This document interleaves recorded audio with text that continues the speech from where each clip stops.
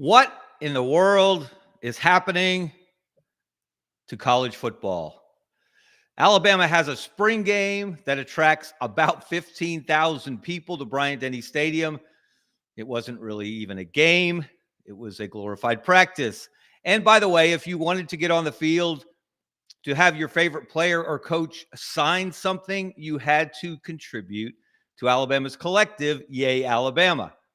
At Colorado, where Cordell Stewart does not have his jersey retired, come Saturday, Shedeur Sanders will.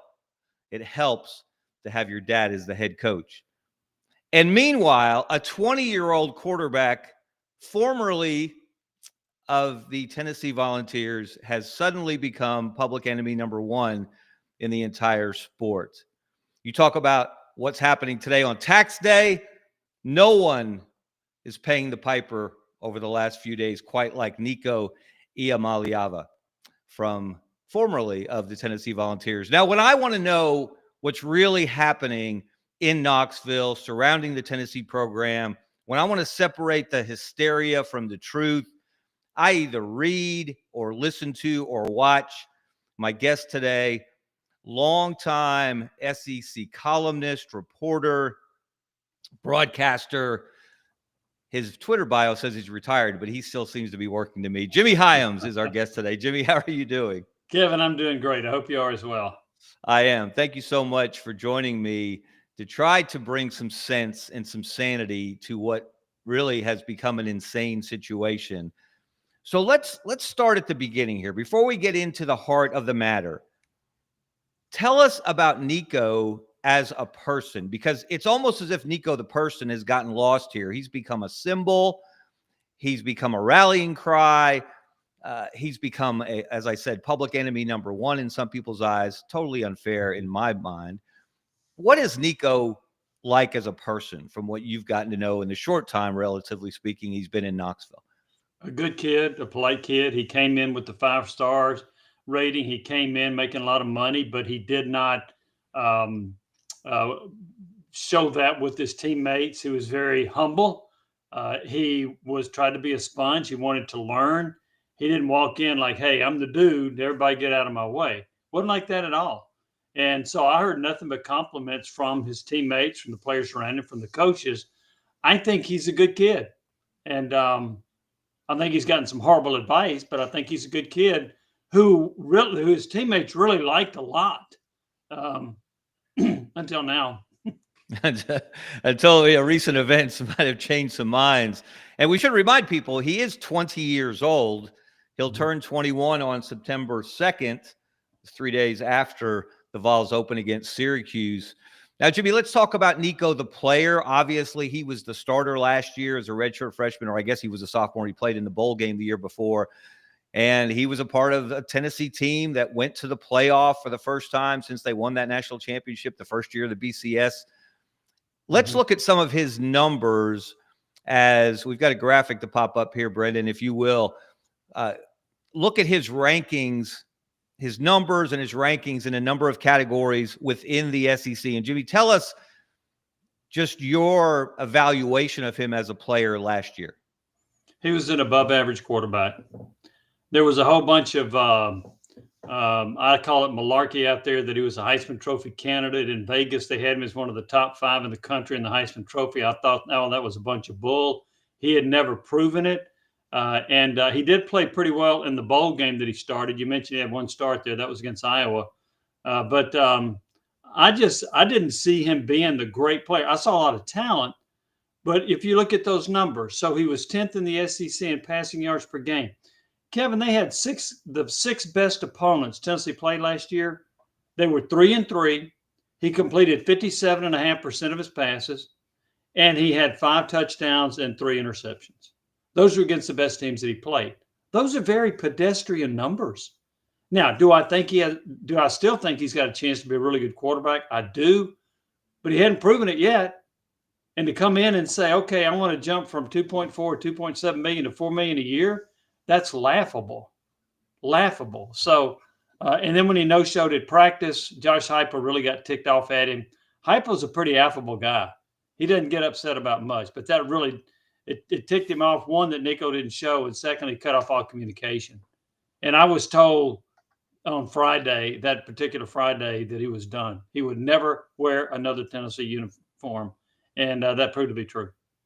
Well, let's transition, and I'm with you. Again, you look at those numbers where he ranked among SEC quarterbacks last year, 8th in total passing yards, 7th in passing touchdowns, 7th in interceptions. That's the definition of mediocrity, or mid, as the kids say nowadays. Not that he didn't have upside, and he was a first-year starter. We have to take that into account. Mm-hmm. But the idea that you would, after putting together that kind of season, think that you were due a 67% raise or whatever the number was that they were asking for, I think is what has turned so many people off.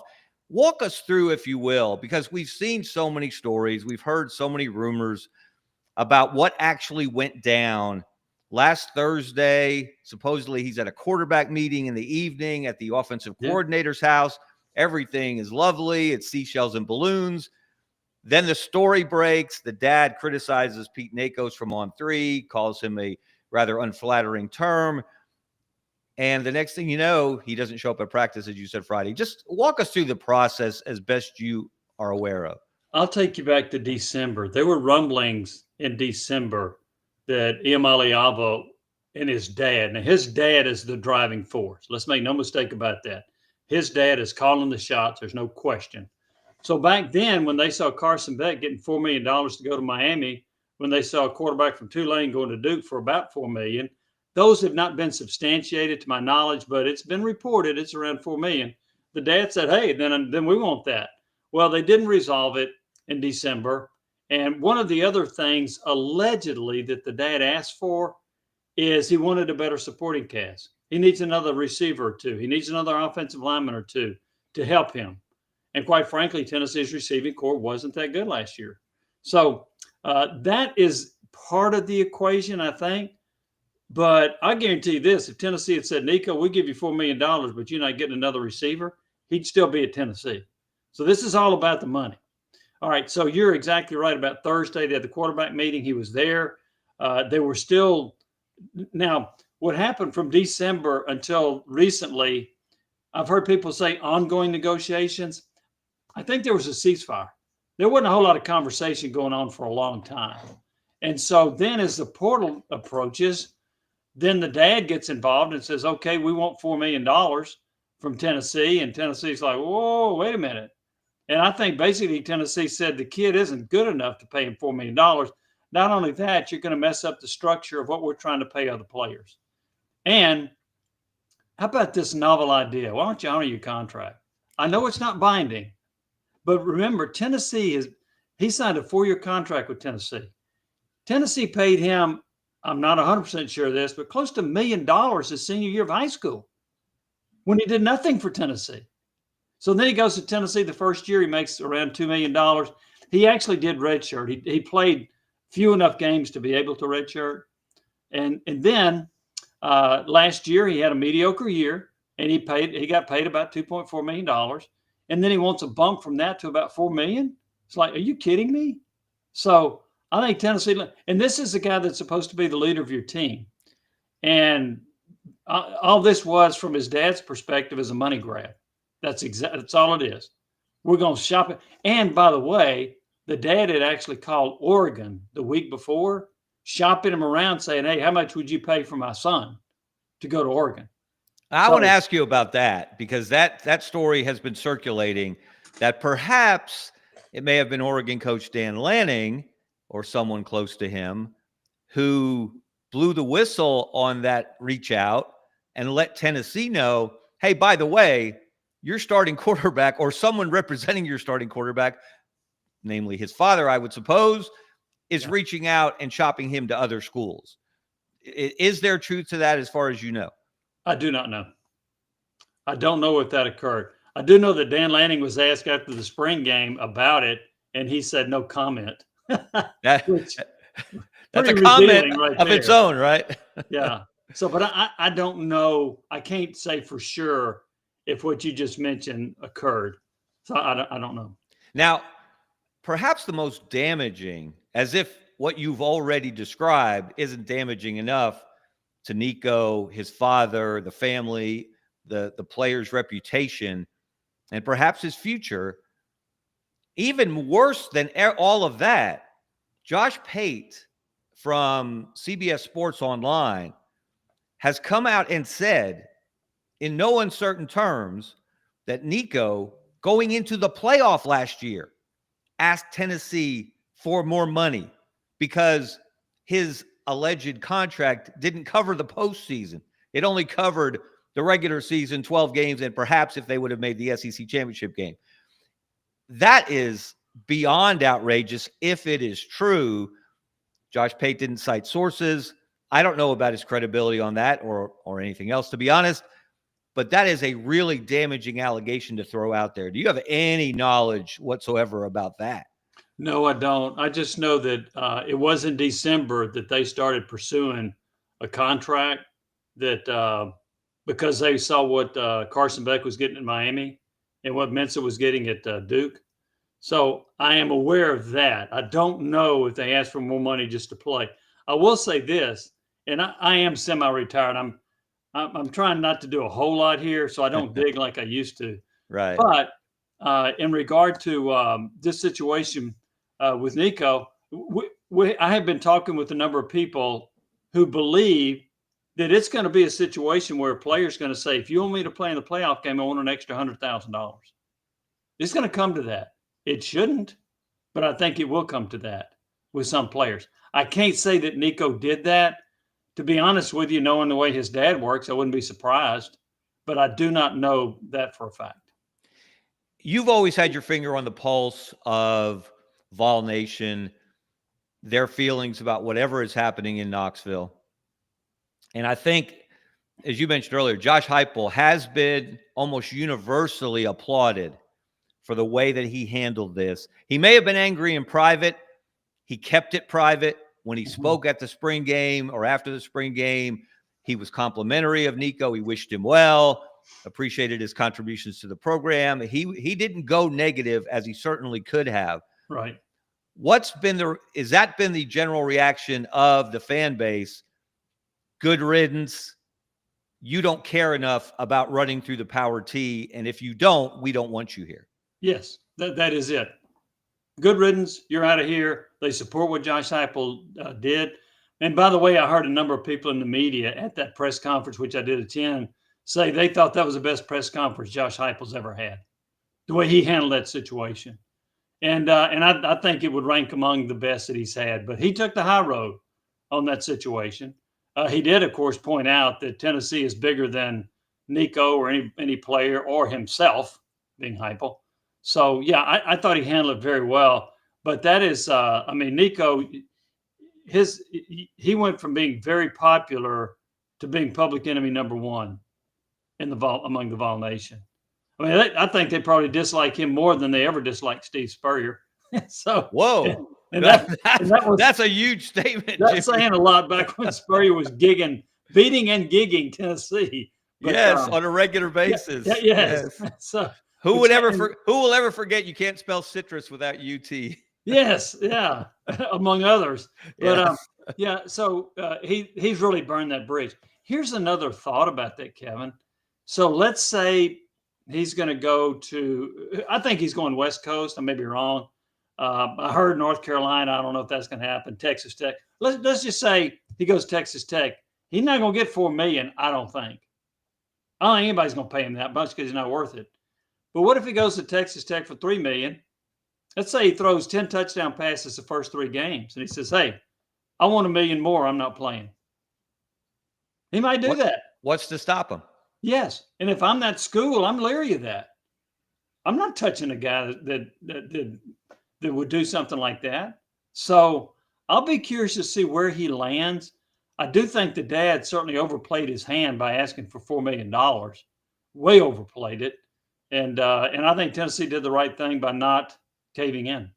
So his dad is driving the bus, as you said. So does he not have a formal agent from outside the family to help advise them on these kind of decisions, these career making or potentially breaking situations? My understanding is he does not have a formal agent, but he does have an advisor. And I don't know if the dad and the advisor are on the same page. I don't know that.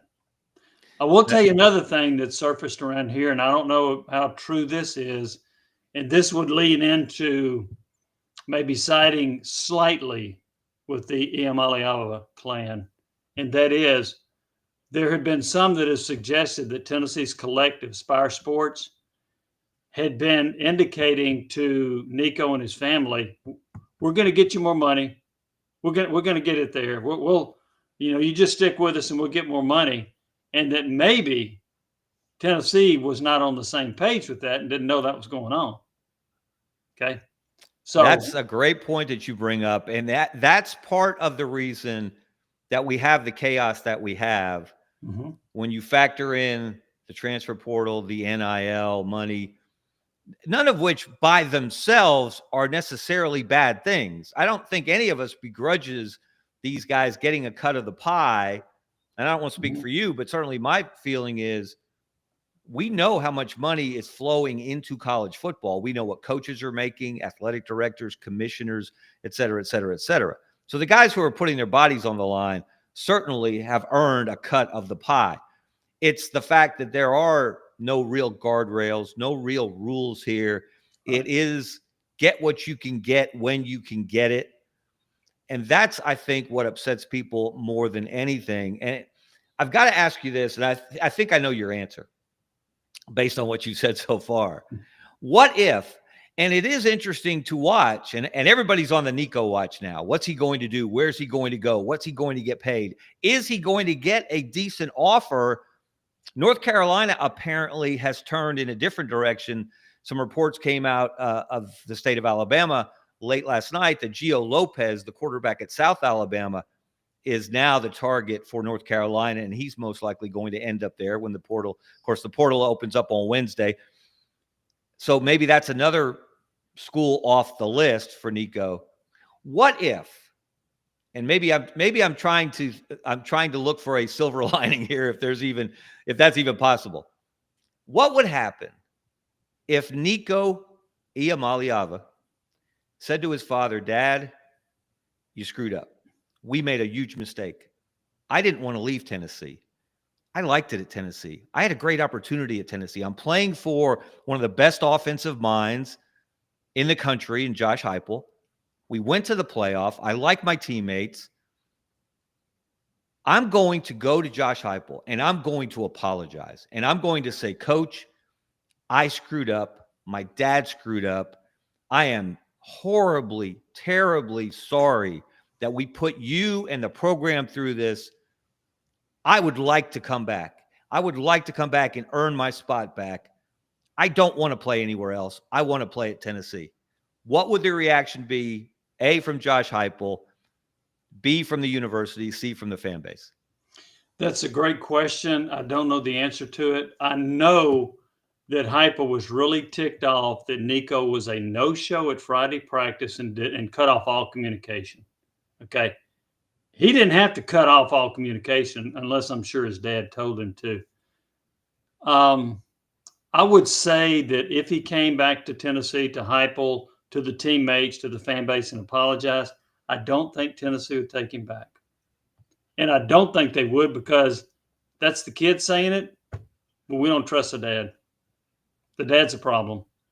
And I think that they would feel like we're done with this. I mean, think about it. They paid him over $5 million, around $5 million. He won 11 games. That's about $500,000 per win. Did I get that right? That's pretty.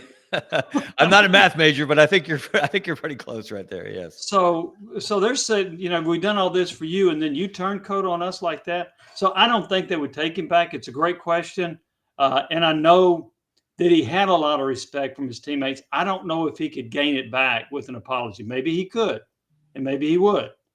I think that's a very unlikely scenario, but I do think it's a great question how Tennessee would react. And if there was a guarantee that the dad was out of the picture, I think that would certainly enhance the chances of Tennessee taking Nico back. And really, that's probably the rub. How could you assure that he would cut ties with his dad and go his own way, make his own decisions, and not allow his dad to influence him or steer him one way or another? Yeah. That would be an enormous gamble on Tennessee's part, which is probably why it wouldn't happen if he did go to them and apologize, which is probably not going to happen either. What does this mean for the Vols on the field, Jimmy? What does the quarterback position look like?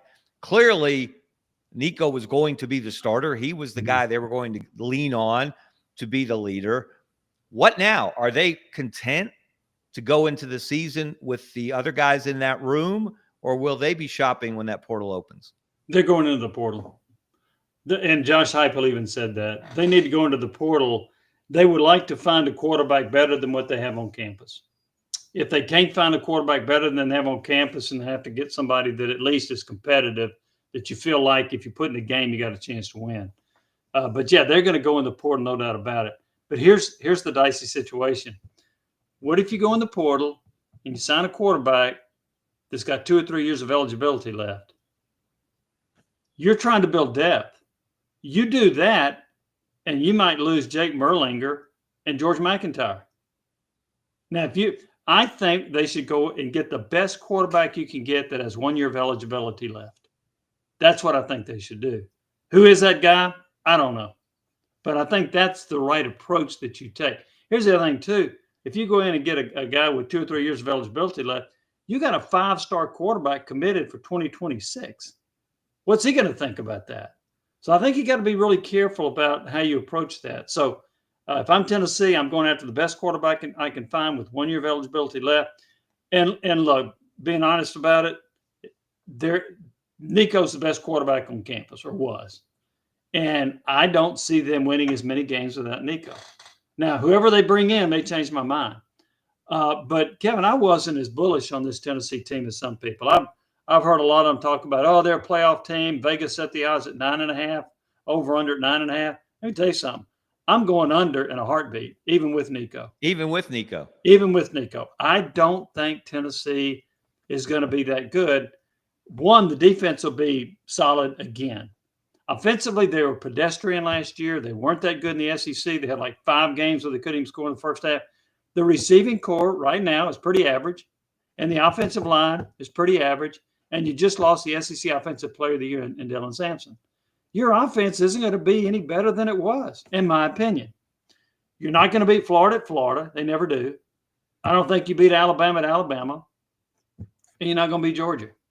And the Heupel history at Tennessee is that they lose to somebody they shouldn't, whether that was Arkansas last year, Missouri the year before, South Carolina the year before that. That's 8-4 right there.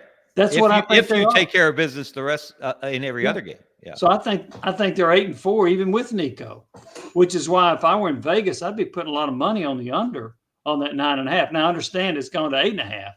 I still put money on Tennessee going under because I just don't see it. And one reason I say that about the receivers and the offensive linemen, Tennessee, they've got some talent at offensive in the receiving core, but their history has been nobody in their first year coming into Tennessee as a receiver has prospered.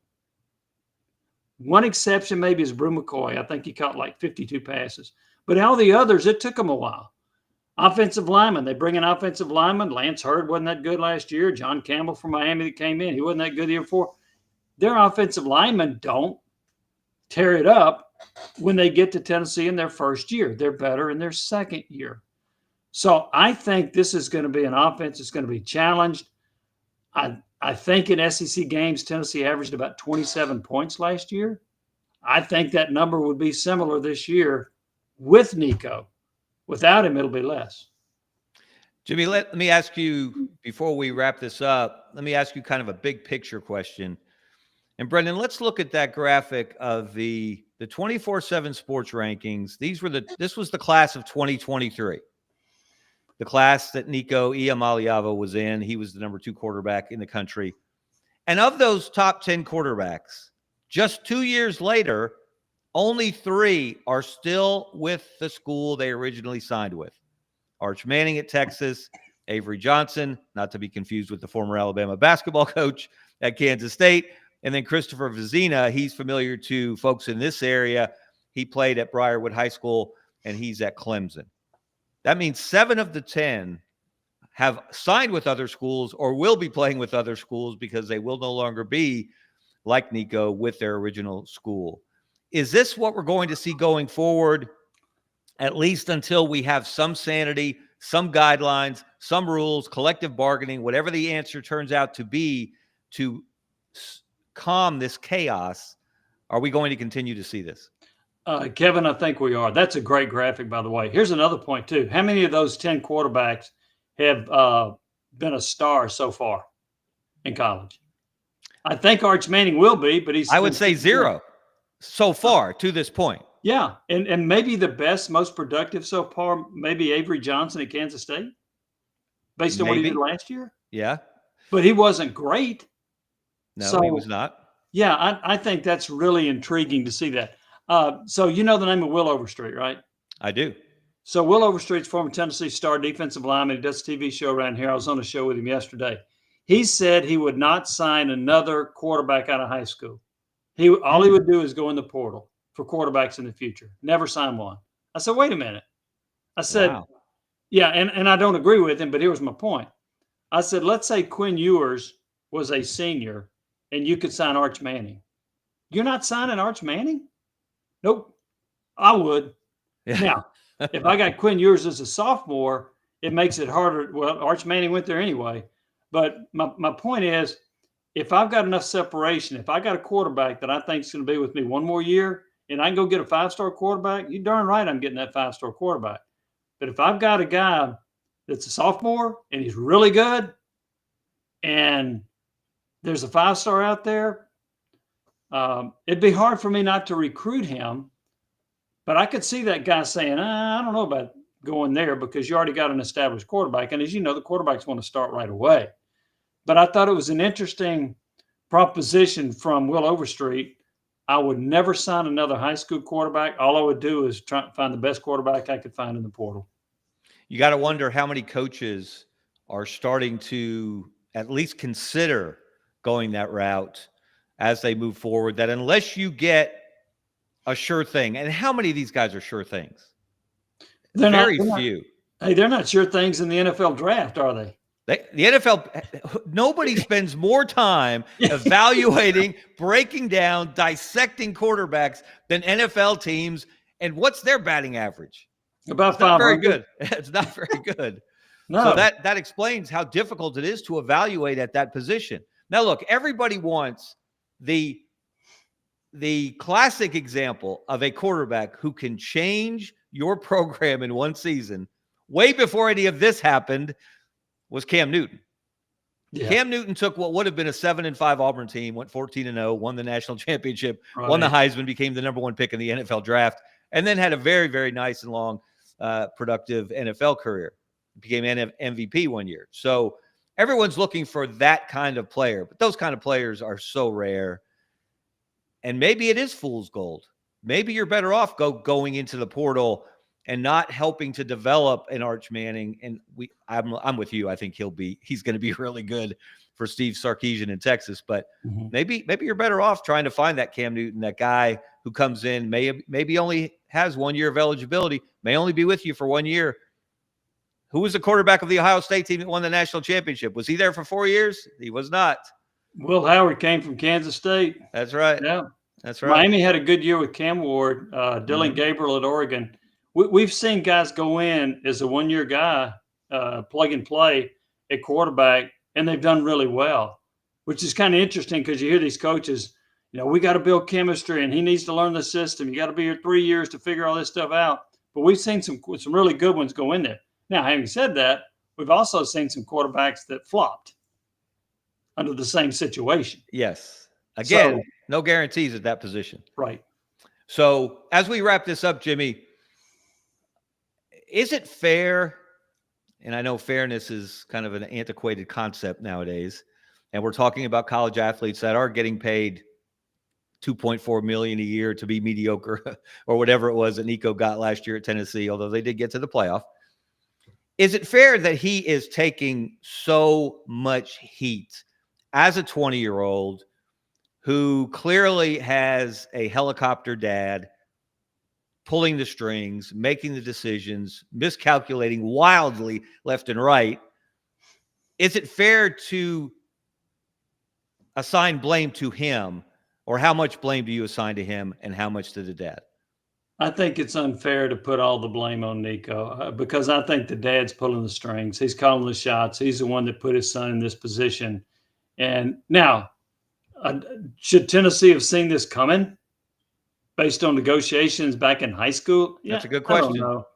But I don't blame the kid as much. Now, he's public enemy number one, and so is the Iamaleava family. But I put most of this on the dad. Look, I never was in a position of having an overbearing parent or having somebody that was just, hey, you have to do this, you have to do that.